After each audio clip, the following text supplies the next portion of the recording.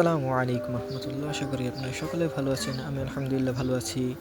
আজকে ভিডিও শুরু করলাম জনকে দিয়ে। দেখেন ডিম থুয়ে বাইরে এসে জোড়ার সাথে বসে রয়েছে নটটার সাথে। কেমন বিরা জন এরকম করে, ধরেন হয়তো ডিম দিছে এখন 16 দিনের মতো চলতেছে। আজকে বাইরে হয়ে গেছে জনে ডিম থুয়া।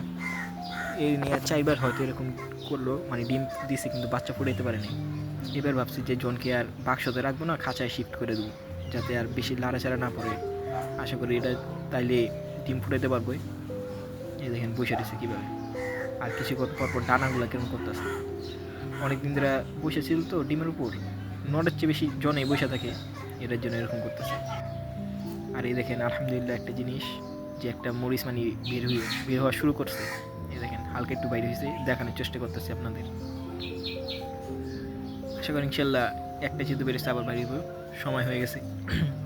আর এই দেখেন সাদা ফুলটা লাগতেছে কি ছোট একটা সাদা বেগুন ঝুলে রয়েছে, এরকম লাগে, বেগুনের মতো লাগে অনেকটা। আর এই অন্যান্য ফুলগুলো দেখেন, আর সূর্যের আলো গাছটার উপর পড়াতে গাছটা অনেক সুন্দর লাগতেছে দেখেন।